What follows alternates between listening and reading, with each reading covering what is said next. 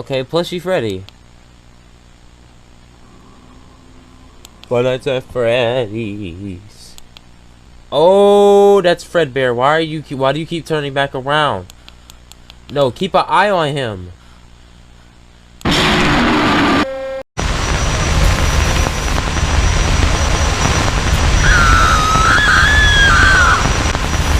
Your call has been forwarded to an automated voice messaging system. Is not available. At the tone, please record your message. When When you've finished recording, you may hang up or press 1 for more options. Hey, what's up? Time for another week of, guess what? Terror Tuesday. 4 episodes in a row. 3 episodes in a row on Tuesday, 1 on Wednesday. We're doing good with consistency, y'all. I think this is the 5th video in a row. By now, the Minecraft video should be uploaded. Maybe about the time I'm recording this, the Minecraft video from yesterday should be uploaded already. But yeah, if y'all want to see more of this, just do what you gotta do. We're gonna be looking at a lot of tapes today. A lot of tapes. And animations. So let's get right on into it. First one is Squidward's Sewer Slide by Roger Reyes. Let's go. Turn that up.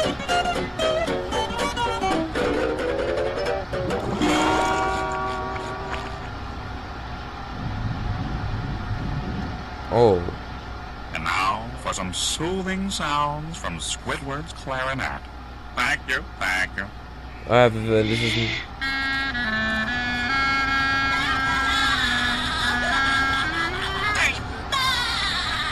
Will you two knock it off? I have a concert to practice for. Oh, sure thing, Squidward. Yeah, right.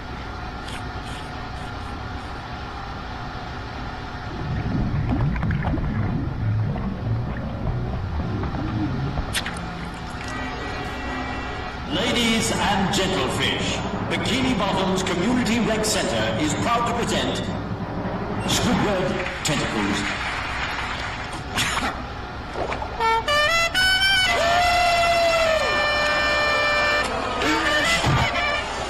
No way, wait! Come on,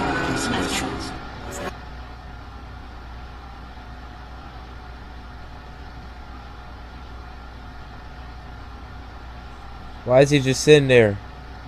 Hey. Hey.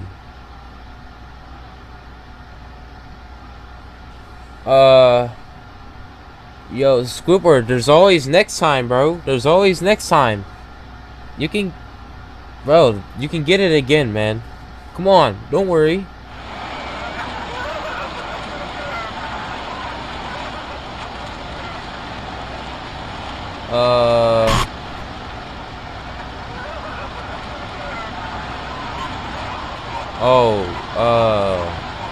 What is happening? Over a performance?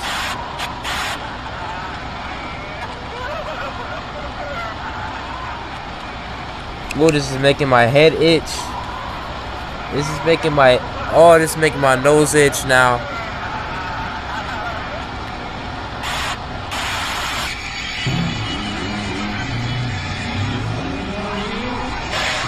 This is making things itch.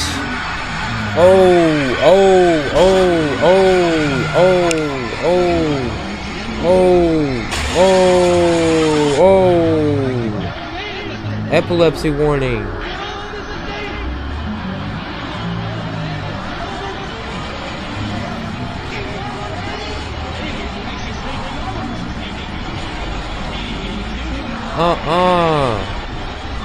This is making my, this is making the side of my head itch.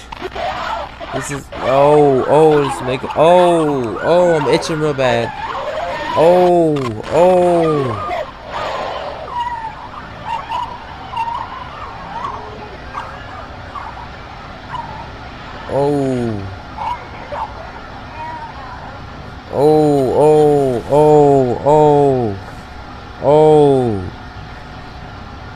Yo, don't stare at me like that, man.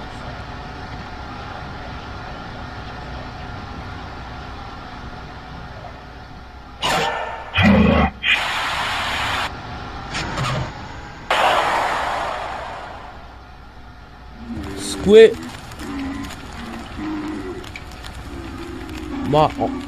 Bro, my hand feels so. Oh.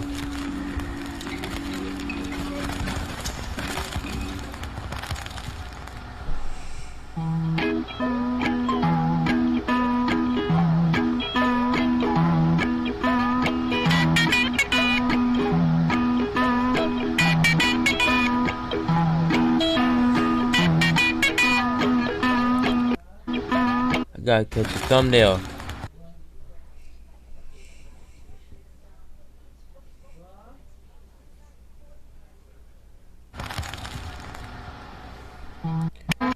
That's how we get thumbnails, you didn't know? Alright. Well, that made me itch all over. I hated that. Dills Origin. Creepypasta. It's a guy talking, so I think we got 2 of them where people are talking, and then that last video still got me itching. When I was a kid, I used to love watching Saturday morning cartoons. I lived for them. As do I. When the original few Nicktoons started appearing, I quickly fell in love with them, and decided that I someday wanted to work for Nickelodeon. In early 2002, I got my wish. I applied for and got a job there at the studio. Really? As a janitor. Okay, so it's not quite the job I wanted, but I plan to get a more involved job later. And in the meantime, I considered it quite a treat just to be there. One day, I was told to replace a dying light in the vault. And this got me extremely fired up. I would finally get a sneak peek at all those unaired shows. As it turns out, the vault was a little more than a room with some shelves. More like a walk-in closet. The shelves held rows of film reels, labeled with the names for various shows and movies that, for whatever reason, were never aired. Really? Most were unfinished. Some weren't considered funny or entertaining enough to be shown. At the end of the room was a small cardboard box. Hey, honestly, I would have took containing about 50 or so flash drives. When I had finished changing the light, I decided to take a look at them. They were all white and labeled with black Sharpie. I had flipped through about 10 of them, and of those had found 2 that interested me. The first was something called Crybaby Lane. The other was titled Rugrats Dill. I had never heard of the first, but I loved the Rugrats, so I slipped it in my pocket and decided to take it home with me that night. Really? I'd return it in the morning and no one would know. Oh, they'll figure it out. As soon as I got home, I plugged the drive into a USB port and opened it.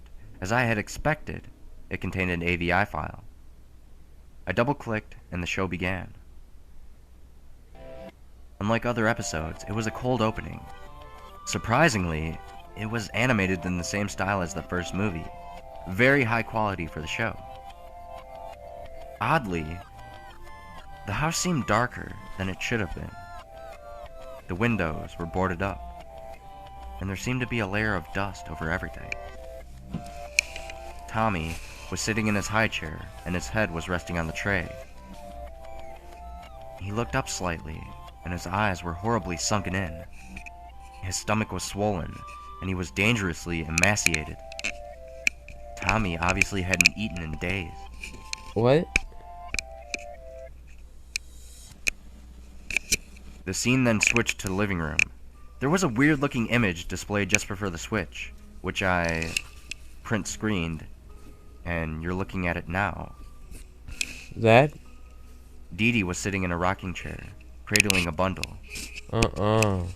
She seemed to be singing a soft lullaby between sobs. The camera turned to reveal what she was holding. Knife. A shriveled-up harlequin fetus, with a white crust around its mouth. Dee Dee was holding an empty bottle to its mouth, and continuing to sing that lullaby. It went to the normal credits at that point, though the text was in Cyrillic, and I couldn't read it. The song was also slowed down a bit.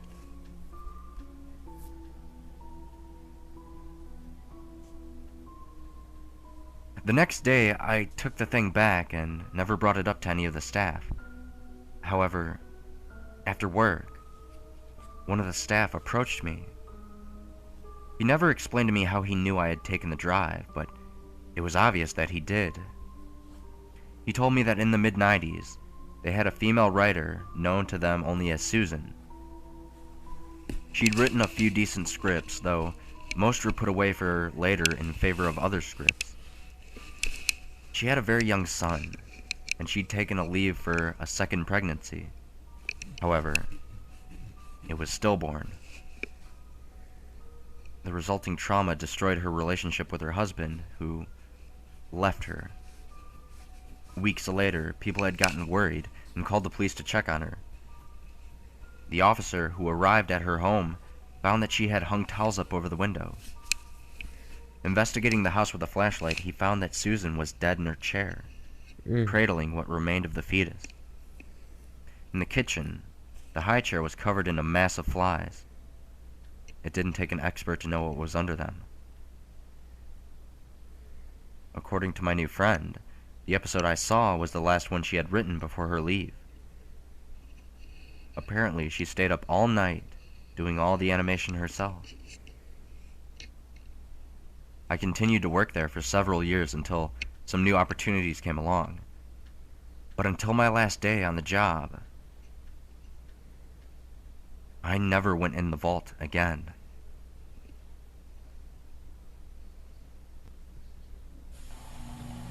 This was once the happiest place in the world. Disneyland. What happened to A Disneyland? magical place of adventure for children and their parents alike.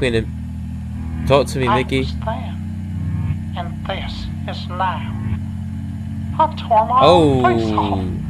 I plunged a serrated knife into my stomach, and I used my own guts as a noose. I discovered that happiness is a mask worn by those who dwell in misery. There is no such thing as true happiness. I had to commit suicide because that allowed me to become something more. A death in exchange for a rebirth. Now in death, I can kill all the false happiness. Stop! Oh, I can make you all head's just itching. as miserable as you were meant to be. Have you considered the possibility that without happiness, you will know peace? When you're no longer trying to put on a facade, you can be yourself. Don't worry, I'll kill you, your children, your neighbors. I'll kill everyone. But I had to be the first, the inaugural sacrifice. So hush, little human, don't say a word. Mickey's gonna watch this whole world burn. Death's the only true. Why is it speeding up? Dying is the only way.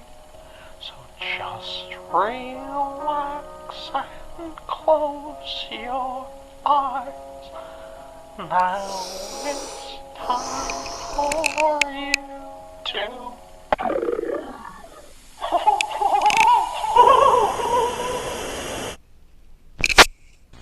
Alright, last tape. I think this is by Baddington or Mean Bear Nightmare.mp4. Last video here.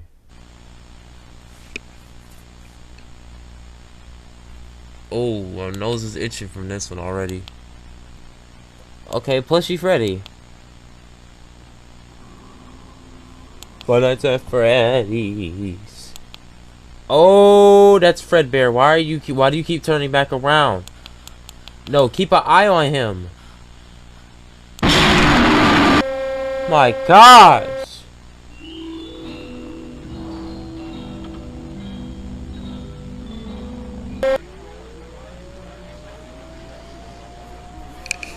I'm itching. Freddy. Freddy.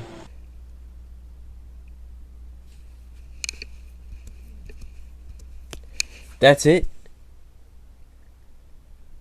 just gave me a good jump scare. And then, if y'all enjoyed this video, leave a like. That's all. See y'all.